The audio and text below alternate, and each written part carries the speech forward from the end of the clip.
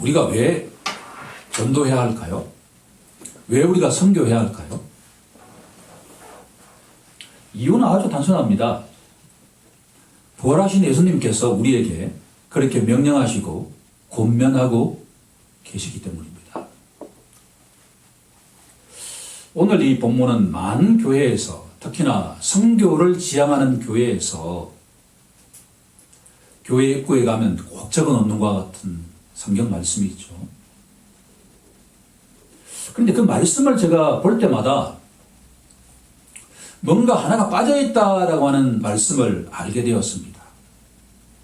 모든 교회에서 적고 있는 이 대위임령, Great Commission이라고 하는 이 내용은 주로 19절과 20절 중심으로 딱 적혀 있습니다. 그런데 오늘 우리가 이 말씀을 하나하나 분석하다 보면 18절이 없는 19절, 20절 말씀은 아무런 의미가 없다라고 하는 것을 깨닫게 됩니다. 우리가 보통 요즘은 소통 같은 게 별로 없는데 옛날만 하더라도 운동회라든가 소통을 하면 큰 잔치였죠. 그러면 부모님들이, 특히나 어머니가 맛있는 것을 이렇게 가방에 꼭 챙겨주면서 그렇게 용돈도 주시면서 보내지 않습니까?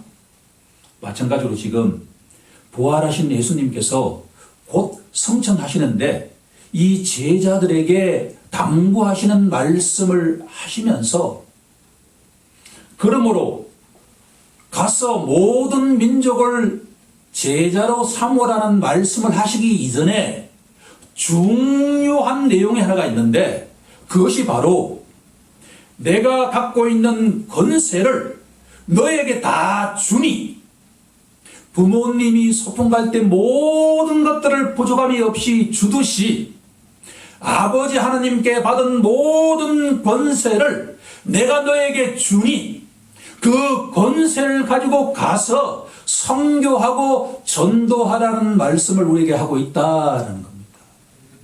따라서 포도나무에 붙어 있는 가지가 그 포도나무의 수액을 빨아들이는 것처럼 예수님을 믿고 영접한 그 제자들은 예수님이 가진 권세에 의지해서 가서 전도하고 선교할 때 제자를 삼을 수 있다라고 하는 말씀이 바로 오늘 내용의 본질적인 결론이라고 말씀드릴 수가 있습니다. 오늘 이 말씀에 그저 예수님 말씀하셨으니까 저 웨일즈 땅에서 지금도 우리가 웨일즈를 가려고 그러면 런던에 가서 다른 비행기를 타야만 갈 수 있는 시절입니다. 그런데 지금으로부터 150년, 60년 전에 웨일즈 땅에서 저 극동에 있는 중국 옆에 있는 조그마한 은둔의 나라 조선에 대해서 거기에 있는 수많은 영혼들이 불쌍히 여겨서 가서 제자 삼겠다라고 결단한 한 젊은이가 있습니다. 그 젊은이가 바로 우리나라 개신교의 최초의 외국인 선교자인 로버트 저메인 토마스라고 하는 선교사입니다. 토마스 목사님의 둘째 아들로 태어난 이 목사님은 언어에 비상한 능력을 갖고 있었습니다. 10개 언어를 쓰고 읽고 말할 수 있을 정도의 언어에 탁월한 능력을 가지고 있었는데 원래는 의대에 가고 싶었지만 부모님의 권유에 따라서 신학을 공부하고 10대 말부터 설교를 하기 시작했습니다. 20대 중반에 아름다운 캐롤라인이라고 하는 여인과 결혼하고 난 뒤에 옆에 있는 어떤 목사님께서 중국에 가서 선교하고 있는 것을 본 다음에 이 마음속에 중국의 영혼들에게 제자를 삼아야 되겠다라고 하는 비전이 마음속에 들어온 다음에 26살의 꽃다운 나이에 상하이에 가서 본격적으로 전도를 하기 시작합니다. 그런데 이 아내가 캐롤라인이 아이를 배웠는데 출장 가 있는 사이에 그 아이가 유산으로 죽고 난 뒤에 그 아내마저 이 땅을 떠나갑니다. 본격적인 선교를 하기 시작하기도 전에 그 얼굴도 알지 못하는 아이가 이 땅을 떠나고 그 아이로 인해서 자기의 사랑하는 아내까지 이 땅을 떠나자 너무나 실망한 이 로버트 선교사님이 모든 것을 포기하고 세관에 가서 통역사로서 하루하루를 살아갈 때 때마침 우리 조선에서는 이 천주교에 대한 대박해를 통해서 수많은 사람이 중국으로 넘어갈 때 동지 무렵 되면 조선에 있는 사신들이 이 명과 청에 인사를 드리는 것과 같은 동지사 그룹 가운데 캐톨릭 교인이 있었습니다. 그 사람을 통해서 이 로버트 토마스 목사님이 순교당했다는 이야기를 듣고 난 뒤에 그 마음속에 한 번도 보지 못한 그 조선의 영혼들이 시야에 들어오기 시작했습니다. 그러고 난 뒤에 첫 번째 시도를 병영도 등 서해안 섬에 가서 한자로 된 성경책을 300권, 400권 나누어지고 난 다음에 본격적으로 조선의 선교사 역할을 하겠다라고 결심한 다음에 그렇게도 유명한 제너럴 셔먼 상선의 통역관으로 들어가서 대동강을 통해서 평양에 상륙하기 위해서 가던 길에 평양 땅에는 발도 밟지 못하고 그 쑥섬이라고 하는 그곳에서 거기 타고 있는 모든 23명의 사람들이 다 죽고 난 뒤에 이 토마스 선교사님은 자신이 갖고 있는 성경책을 그 사람들에게 뿌리면서 마지막으로 창으로 죽기 전에 예수, 예수, 예수를 외치고 난 다음에 순교했습니다. 과연 우리나라 개신교 첫 순교자가 옳게 전도도 한번 해보지 못하고 순교했을 때 과연 그 순교는 실패한 순교인가 라고 질문하지 않을 수가 없다는 것입니다.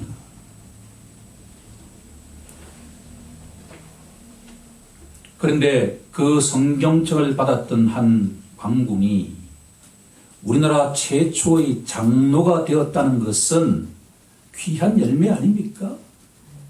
그분의 증언에 따르면 그 선교사님이 죽으면서 자기에게 보낸 그 눈빛은 바로 스데반 집사가 주님 저들을 용서해 주옵소서 저들이 무지하기 때문에 자신이 어떤 상황에 처해 있는지를 알지 못합니다 라고 하는 그 예수님의 긍휼의 눈빛이었다라고 하는 것을 분명하게 증언하고 있다라고 합니다. 더구나 더욱 놀라운 사실은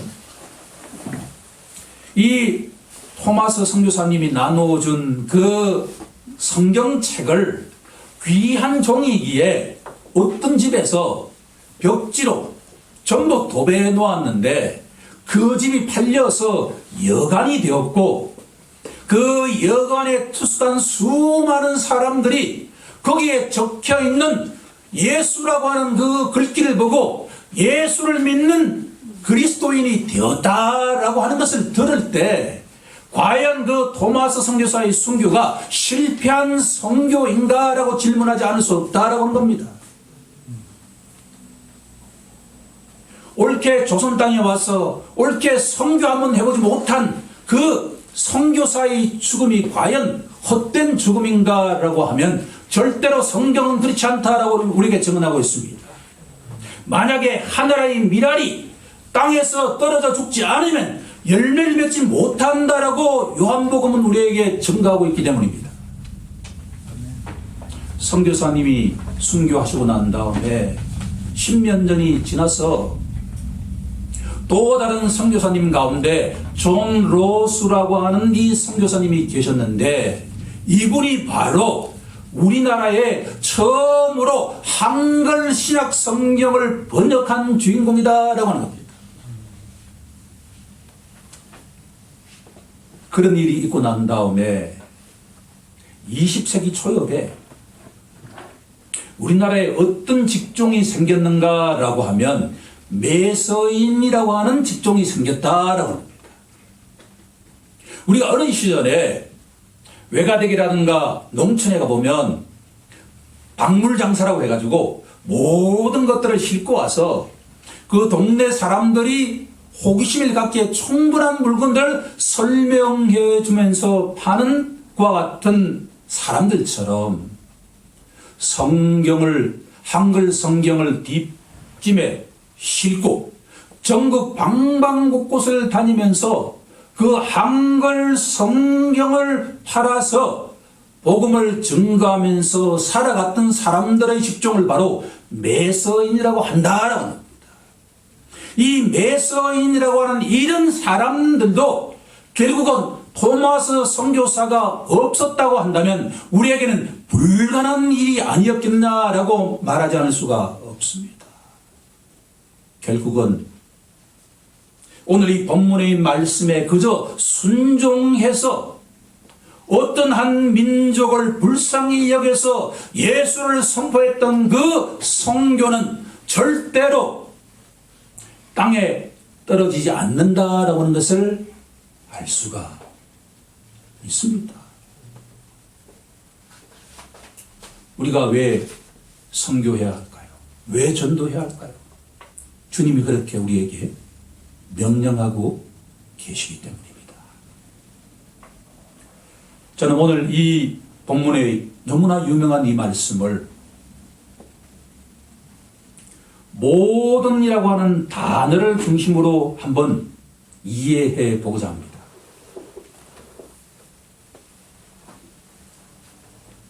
오늘 본문에는 모든이라고 하는 단어가 4차례에 걸쳐서 등장하고 있다라고 하는 것을 알 수 있습니다. 그 이전에 한 가지 우리가 서로 공유해야 하는 것은 이 제자들의 상태가 어떤 상태에 처해 있는가라고 하는 것을 우리가 질문하지 않을 수가 없습니다. 17절에 보시면 갈릴리 어떤 산에 예수님이 지시하신 그 산에 가서 예수님이 나타났습니다. 부활하신 예수님은 어떤 장벽도 물리치시고 갑자기 하늘에서 나타났을 때 한편에서는 제자들이 마음이 너무나 기쁘고 경배 찬송했지만 다른 한편에는 의심했다라고 되어 있습니다. 이 제자들이 이런 상태에 처해 있다라고 하는 것은 우리에게 적용해 본다고 한다면 오늘 금주에 이 부활하신 예수님께서 이 덕성교회 예배당에 함께 하셨다라고 하는 것을 인정했다 하더라도 그 예수님께서 우리 가정 속에 함께 하실까 의심하고 있을 것입니다. 혹시 내 공부방에도 함께 하실까? 내 사업장에도 함께 하실까? 내가 운동할 때도 함께 하실까라고 한다면 우리들 역시 이 제자들처럼 한편으로는 부활하신 예수님을 경배 찬송하지만 다른 한편에서는 여기까지 예수님이 계신다라고 인정하지 않을 수가 있다라고. 그러면 이 제자들은 절대로 강한 사람들이 아니라라는 겁니다. 제자들의 상태 역시 우리처럼 한편에서는 강한 믿음을 갖고 있지만 다른 한편에서는 언제든지 부활하신 예수님을 의심하는 것과 같은 상태에 처해 있다는 것을 기억할 필요가 있습니다. 그러면 예수님께서 이렇게 연약한 제자들에게 어떻게 강건하게 해 주시는 것을 우리가 하나하나 찾아가는 것이 목적입니다. 첫 번째로 18절에 보시면 첫 번째 모든이라고 단어가 나오는데 첫 번째 모든은 모든 권세입니다. 첫 갈로의 정답은 권세입니다.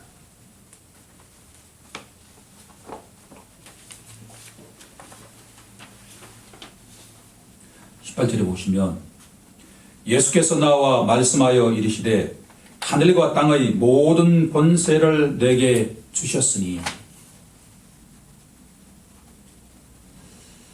아버지 하나님께서 예수님께 모든 권세를 주셨다. 이것은 오늘 아무리 강조해도 지나치지 않는 말씀입니다. 마태복음에는 너무나 유명한 성경 구절이 많이 있지만 가장 유명한 성경 구절 가운데 하나라고 한다면 수고하고 무거운 짐진 자들아 다 내게로 오라 내가 너희를 쉬게 하리라. 이 말씀보다 유명한 말씀이 과연 있을까요? 그런데 이 말씀은 마태복음 11장 28절 말씀인데 그런데 이 말씀은 우리가 너무나도 잘 알고 있는 말씀이지만 이 말씀 한 구절 앞에 어떤 내용이 있는가에 대해서는 우리는 잘 알지 못합니다. 마태복음 11장 27절에 가면 이런 내용이 있습니다.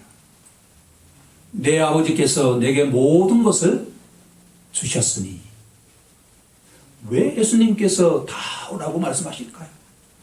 왜 예수님께서 우리에게 모든 짐을 내려줄 수 있다고 말씀하실까요?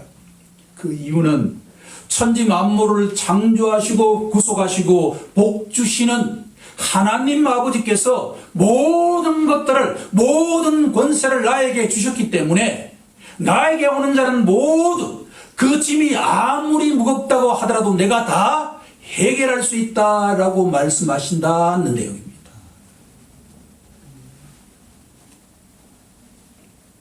우리가 우리처럼 연약한 사람이 어떤 한 영혼을 하나님을 모르고 살아가는 한 영혼을 우리가 어떤 말을 할 때 그들을 하나님 앞으로 돌릴 수 있겠습니까? 우리는 그것은 근본적으로 불가능한 존재입니다. 그러면 우리가 누구의 권세에 입각해서 한 영혼을 예수님 앞으로 돌아오게 할 수 있다는 것입니까? 하늘과 땅의 권세를 가지신 예수님께 연합될 때 우리들은 전도와 선교가 가능하다라고 하는 것을 우리에게 주님은 알려주고 계신다라고 하는 겁니다.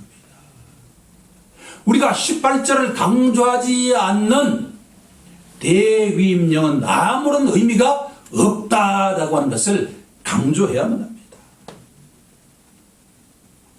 그러면 아버지께서 주신 주님이 갖고 계시는 하늘과 땅의 권세가 무엇일까라는 내용은 성경 전체에 관련되어 있는 내용이지만 그 가운데 딱 한 가지만을 우리가 오늘 강조하고자 하는 것은 바로 마태복음 16장에 나와 있는 내용입니다.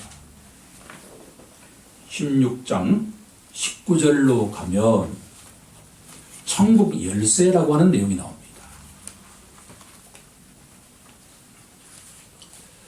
제사함을 받는 권세, 신유의 권세. 참 우리에게도 예수님처럼 어떤 죽어가는 병자에게 손을 대자, 기도하자, 벌떡 일어나는 역사가 일어나면 얼마나 좋겠습니까? 동시에 죽기의 권세, 그런 모든 권세가 있지만 가장 중요한 권세는 뭐냐 그러면 바로 천국 열쇠라고 하는 권세입니다. 내가 천국 열쇠를 내게 주리니 내가 땅에서 무엇이든지 매면 하늘에서도 매일 것이요 내가 땅에서 무엇이든지 풀면 하늘에서도 풀리리라. 이 말씀을 한번 묵상해 보십시오. 예수님께서 요한계시록에서 뭐라고 말씀하시냐 그러면 사망과 음부의 열쇠를 갖고 계신다라고 말씀하십니다.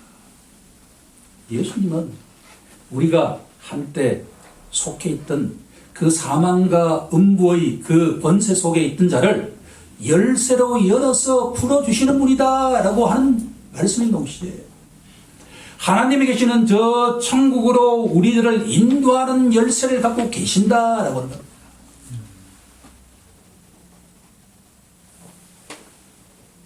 예수 믿는 자들이 누구인가 라고 질문한다면 천국의 열쇠를 갖고 있는 자입니다. 우리가 왜 전도해야 될까요? 왜 선교해야 되겠습니까? 우리가 아니고서는 저 하늘에 계시는 주님께서 그 천국의 열쇠를 맡기지 않았기 때문입니다. 우리가 어떤 영혼에게 전도해야 되는 것은 그 영혼이 예수님 밖에 있으면 지금 사망과 음보의 권세에 눌려 있는 자인데 우리가 복음의 말씀을 증거하는 그 순간에 그 영혼을 사망과 음보의 권세에서 풀어줄 수 있는 그 열쇠가 있기 때문입니다. 동시에 그 영혼을 저 천국으로 인도하는 그 열쇠를 우리가 열어줄 수 있기 때문입니다.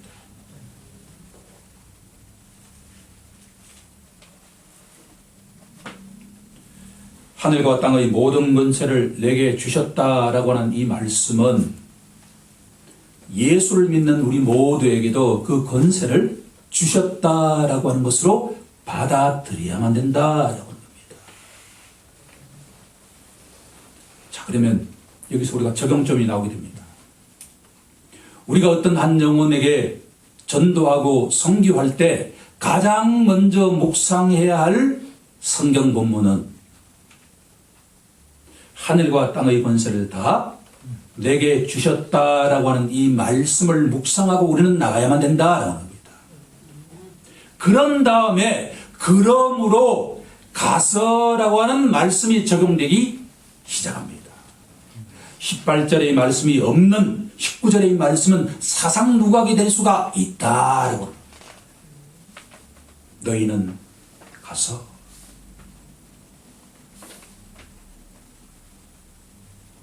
어떤 신학자는 가서를 살고라고 해석하는데 너무나 탁월한 해석입니다. 간다라고 하는 것은 산다라는 의미입니다. 옛날에는 우리가 선교와 전도를 어떻게 구분했냐 그러면 해외 나가면 선교고 국내 하면 전도다 이렇게 구분을 했는데 오늘날처럼 글로벌화되어 있는 것과 같은 세상 속에서는 이 구분 자체가 의미가 없습니다. 미국처럼 다인종 사회 속에서는 이미 전도가 선교고 선교가 전도인 시대가 이미 되어버렸습니다. 전도 이전에 우리에게 가장 중요한 것은 주님 말씀대로 살아가는 것이 중요한 줄로 믿습니다. 사는 것이 먼저 되어야 합니다. 한때 이런 생각을 해보았습니다.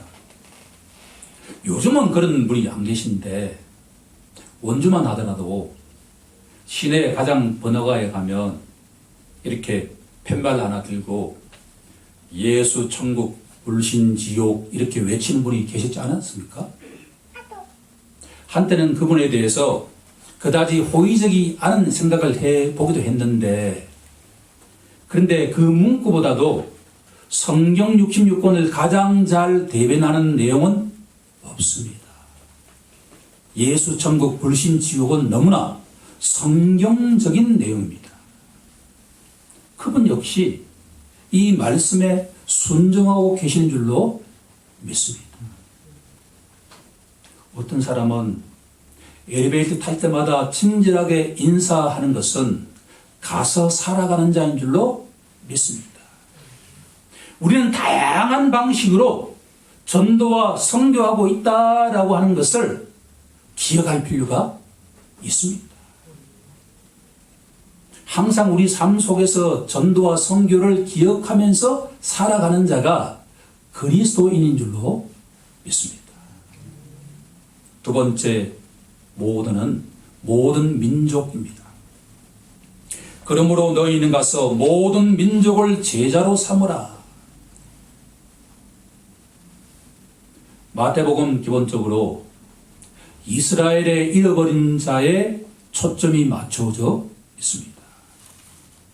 마태복음 10장에 가면 12사도들을 택하시고 난 다음에 파송하는데 예수님께서 뭐라고 말씀하시냐 그러면 너희들은 다른 데로 가지 말고 이스라엘의 잃어버린 양들에게만 가라고 말씀하셨습니다. 그런데 이제 너희들은 모든 민족, 유대인이든 이방인이든 어떤 사람이든 다 가서 제자로 삼으라라는 말씀을 하고 있다.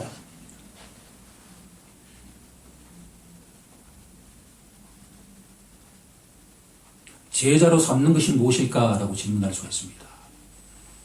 어떻게 하는 것이 제자로 삼는 것일까라고 한다면 사도 베드로가 사도행전 2장에서 설교를 하는 내용에서 우리가 잘 알 수가 있습니다. 설교를 마치고 나니까 그 듣던 유대인들이 형제들이여 우리가 어찌 알꼬라고 질문할 때 바로 사도 베드로가 우리에게 알려주고 있는 것은 회개하라라고는 말씀으로 선포하고 있습니다. 제자 삼는 내용의 가장 중요한 첫 번째 내용은 지금까지 살아왔던 방식에서 돌이키는 것이다 라고 합니다. 그것이 바로 회개하는 것입니다. 우리의 삶을 돌이켜보면 하나님의 하는 우상을 숭배했던 삶이 우리의 과거의 삶이었습니다. 지금도 세계에서 가장 선진국이라고 하는 일본에 가면 그렇게도 우상 숭배가 만연되어 있다라고 하는 것을 알 수가 있습니다. 가정에 들어갈 때도 절하고 들어가고 이 도시 곳곳에 신사라고 하는 것이 있어가지고 항상 그곳을 경배 찬송하는 곳이 선진국 일본입니다. 그런데 유럽 국가에 가면 어떻게 되는가? 유럽에는 그와 같은 건 없습니다. 하지만 우상숭배 대신에 그들에게 신이 무엇인가라고 하면 축구를 좋아하는 사람은 축구가 바로 신이 되어 있다라고 하는 것을 알 수가 있습니다. 80된 할머니가 젊을 때부터 한 팀을 서포터스가 되기 시작하면 평생 동안 그 축구를 위해서 살아간다 해도 과언이 아닐 정도로 살아가고 있습니다. 우리나라의 경우에는 우상숭배가 무엇일까요? 바로 돈이 우리나라에는 우상숭배가 되어 있습니다. 우리는 모든 것들을 돈으로 평가하는 것과 같은 시대에 살고 있다라고 합니다. 제자로 삼는다라고 하는 내용의 첫 번째 내용은 바로 지금까지 살아왔던 삶의 방식에서 돌이키는 것이다라고 이야기할 수가 있습니다. 그것이 바로 회개하는 것입니다. 그런 다음에 두 번째가 예수님을 나의 구세주와 주인으로 믿는 것입니다. 그러니까 제자로 삼는다라고 하는 내용의 두 가지 내용은 바로 회개하고 믿는 것이다 라고 정리할 수가 있습니다.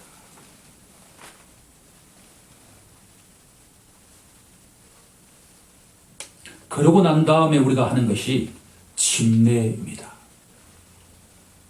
아버지와 아들과 성령의 이름으로 침례를 베풀어라. 우리 모두 다 수침자 아닙니까? 우리 교회는 참 이렇게 감사하게도 우리 모든 성도들이 다 수침을 받은 것과 같은 성도의 특징을 갖고 있습니다. 침례를 받는 이유는 회개하고 믿는 자가 교회 공동체에게 그 지체가 되었다라고 하는 것을 공적으로 선포하는 것과 같은 행사가 바로 침례다라고 이야기할 수가 있습니다. 그러니까 회개하고 믿지 않는 자에게 침례라고 하는 것은 의미가 없다라고 이야기할 수 있습니다. 그리고 세 번째 모든은 바로 모든 말씀입니다. 20절 상반절에 보시면 내가 너희에게 분부한 모든 것을 가르쳐 지키게 하라.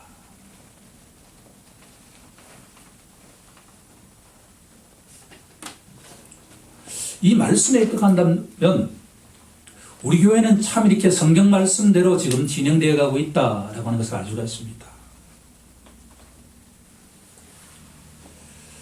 요즘 2030 예배를 통해서 이 가르치는 것과 같은 사역을 하게 하신 주님을 경배에 찬송하지 않을 수가 없습니다.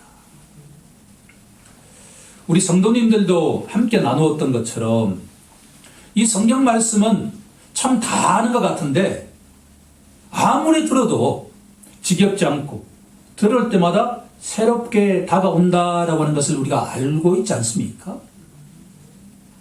예수를 믿고 침례를 받은 자는 바로 예수님 말씀의 가르침을 받는 자인 줄로 믿습니다.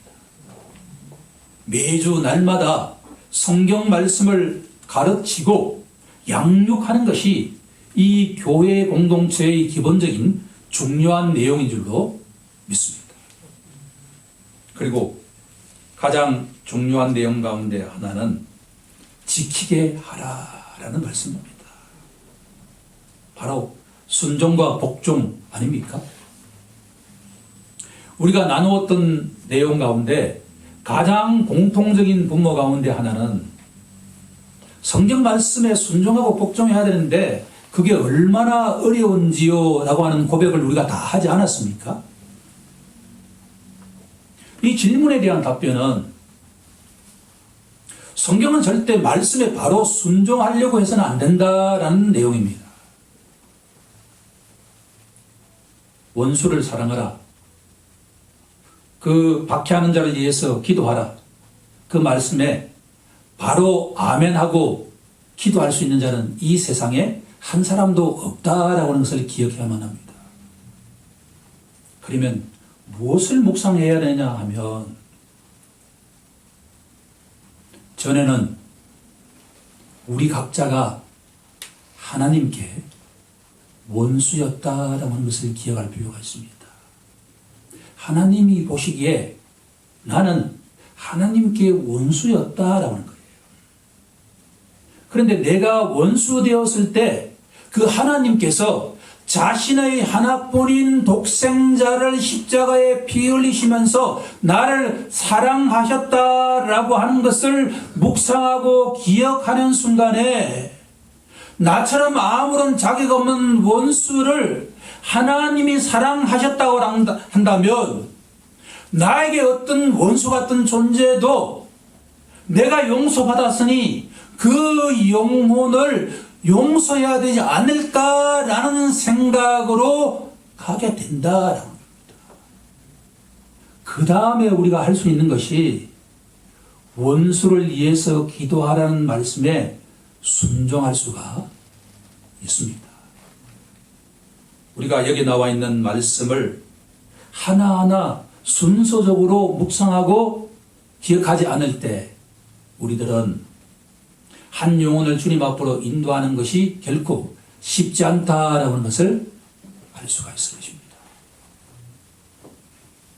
이제 마지막 모든입니다. 네 번째 모든은 모든 날입니다.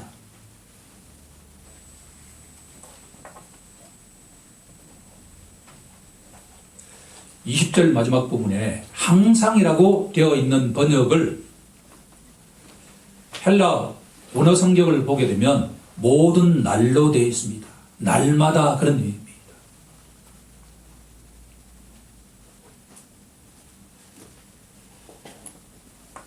우리가 전도를 어떻게 보면 성경적으로 보면 날마다 우리가 전도를 해야 되는데 그게 쉽지 않지 않습니까? 그렇죠. 그런데 그렇게 해야 되는 이유 가운데 하나는 바로 볼지어다 내가 세상 끝날까지 너희와 항상 함께 있으리라는 이 말씀 때문입니다.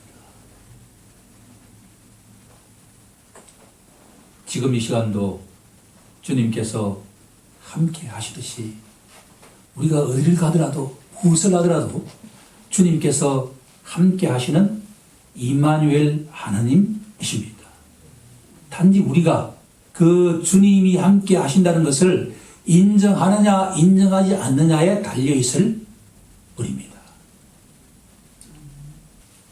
18장 20절에 가게 되면 내 이름으로 두세 사람이 있는 곳에 내가 너희와 함께 하리라는 말씀으로 선포되고 있고, 마태복음의 마지막 말씀은 내가 세상 끝날까지 너희와 항상 날마다 매일 함께 하리라는 말씀으로 끝을 맺고 있다라는 내용입니다.